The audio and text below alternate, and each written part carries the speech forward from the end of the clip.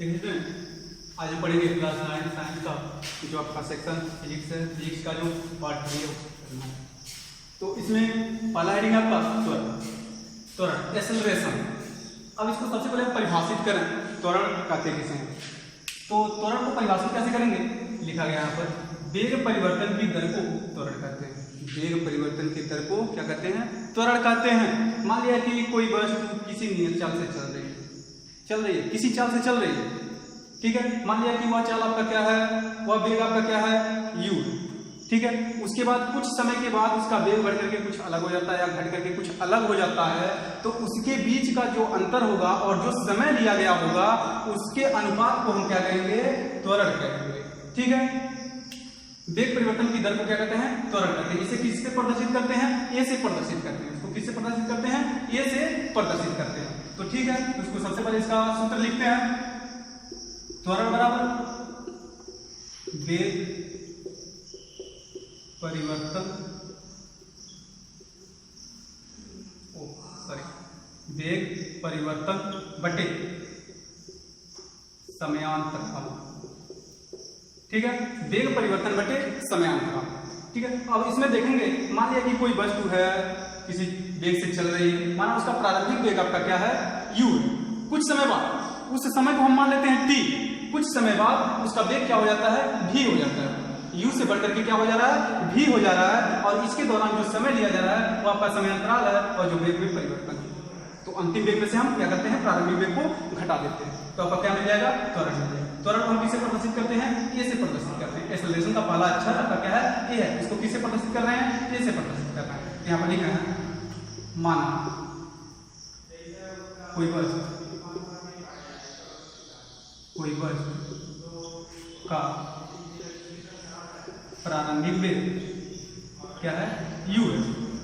किसी वस्तु का प्रारंभिक वेग क्या है आपका, u है। t समय बाद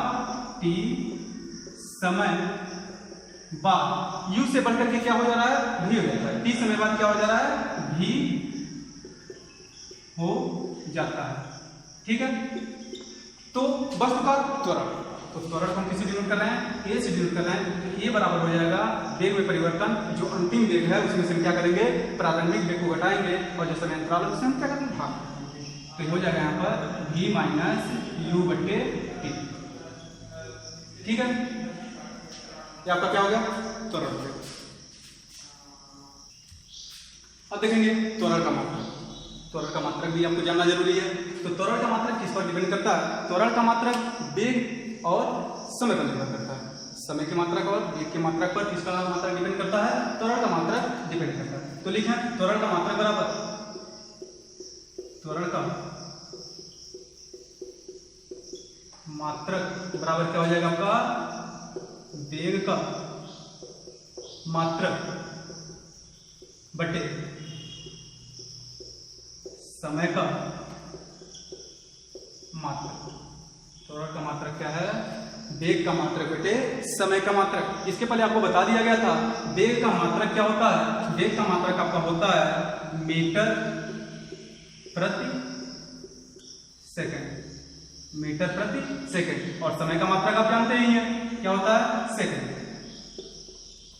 अब इसको थोड़ा सा और संक्षिप्त करते हैं, क्या हो जाएगा आपका, मीटर प्रति सेकंड स्क्वायर, ठीक है। इसको आप ऐसे लिख सकते हैं, मीटर को आप m से डिनोट कर दें, सेकंड को आप s से डिनोट कर दें, क्या हो जाएगा, मीटर प्रति सेकंड स्क्वायर। ये आपका किसका मात्रक है, त्वरण का मात्रक है।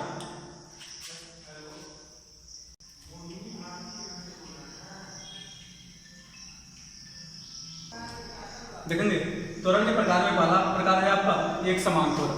एक समान त्वरण, इसको देखेंगे कैसे परिभाषित करेंगे, क्या लिखेंगे इसको, इसका परिभाषा क्या होगा। यदि कोई वस्तु,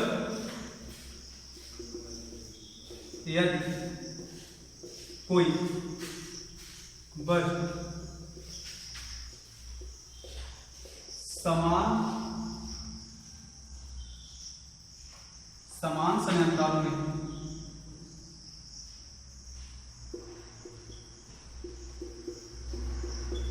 समान समयांतरालों में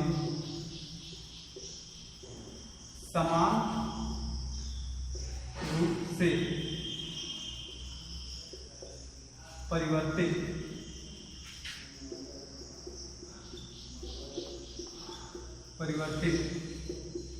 होती है तो इस प्रकार के त्वरण को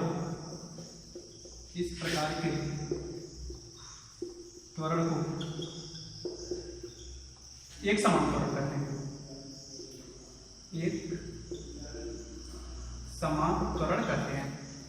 अब एक समान त्वरण में क्या है, यदि कोई वस्तु समान समयांतराल में, जैसे जो समय अंतराल है वह क्या हो, समान समयांतराल में समान रूप से परिवर्तित हो रही है, समान रूप से उसके वेग में परिवर्तन हो रहा है, तो इस प्रकार के वेग को हम क्या कहेंगे, इस प्रकार के त्वरण को क्या कहेंगे, एक समान त्वरण कहेंगे। जरा इसको फिगर के माध्यम से समझें।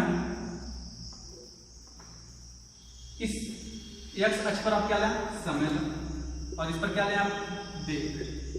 वाई अक्ष पर आपका क्या है, वेग। ठीक है, इसको जरा सा आप ऐसे करें, समयांतरालों में बांटें।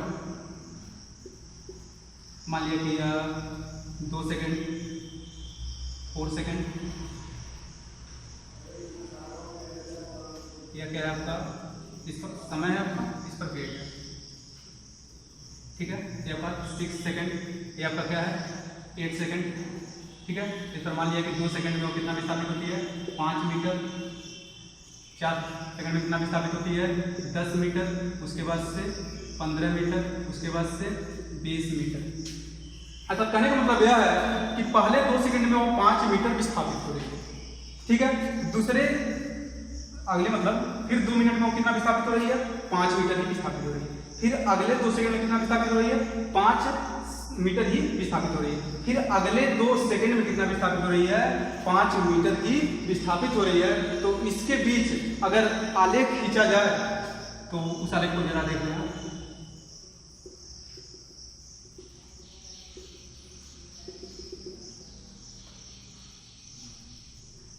एक सरल रेखा प्राप्त होगा, लेकिन जब यहाँ पर एक सरल रेखा प्राप्त हो रहा है तो इसमें जो त्वरण उत्पन्न होगा, जब यह समान से विस्थापित होगी तो इसका त्वरण भी क्या होगा, एक समान ही होगा।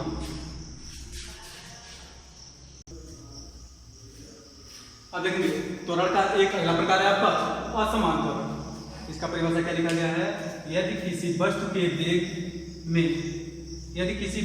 वेग समान समयांतरालों में, कोई वस्तु का वेग है समान समयांतराल जो है क्या है, समान है, समान समयांतरालों में असमान रूप से परिवर्तित होता है तो इसमें उत्पन्न जो त्वरण होगा क्या होगा, असमान त्वरण होगा।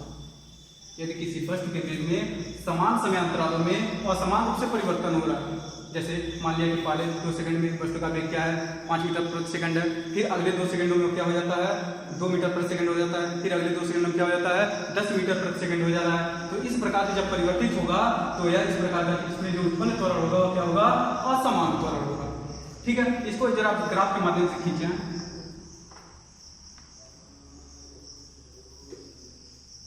ठीक है, ये आपका वाई अक्ष हो गया, आपका एक्स अक्ष हो गया, ये आपका क्या है, समय, इस पर क्या है आपका वेग है।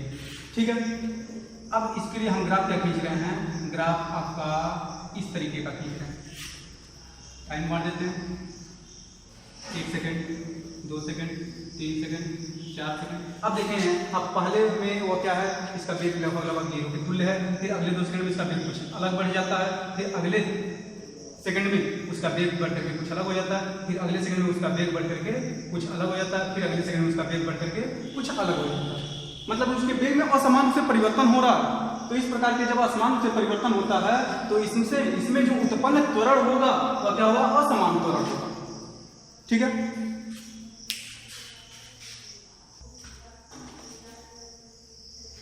और लिखेंगे त्वरण के प्रकार में धनात्मक तथा ऋणात्मक त्वरण। धनात्मक और ऋणात्मक त्वरण में क्या है, यदि किसी वस्तु में, कोई वस्तु है उसका कुछ वेग है, समय के साथ कोई वस्तु है उसमें समय के साथ वेग में निरंतर वृद्धि हो रही है, सतत वृद्धि हो रही है, तो उसका जो त्वरण प्राप्त होगा क्या प्राप्त होगा, धनात्मक प्राप्त होगा। धनात्मक त्वरण तथा ऋणात्मक त्वरण आपका हेडिंग है, इसमें आपका धनात्मक त्वरण आप किसे कहेंगे, यदि किसी वस्तु के वेग में समय के साथ साथ निरंतर क्या हो जा रहा है, वृद्धि हो रहा है, तो इससे प्राप्त जो त्वरण होगा वह धनात्मक त्वरण होगा। अब ऋणात्मक त्वरण किसे कहते हैं, ठीक इसी के अपोजिट है। ठीक है, अगर कोई वस्तु है उसके वेग में निरंतर क्या हो रही है, कमी हो रही है, वस्तु का वेग जैसे 50 किलोमीटर प्रति घंटा का है, ठीक है, उसके बाद से कुछ समय बाद 40 किलोमीटर प्रति घंटा का हो जा रहा है, फिर कुछ समय बाद 10 किलोमीटर प्रति घंटा का हो जा रहा है, फिर कुछ समय बाद वो अगर रुक जा रही है तो इसमें जो त्वरण उत्पन्न होगा वो क्या होगा, ऋणात्मक त्वरण उत्पन्न होगा। और इस ऋणात्मक त्वरण को आप क्या कर सकते हैं, मंदन भी कर सकते हैं। इस त्वरण को आप पॉजिटिव सिंबल के साथ लिखेंगे और इसके त्वरण को, ऋणात्मक त्वरण को, निगेटिव सिंबल के साथ आप लिखेंगे।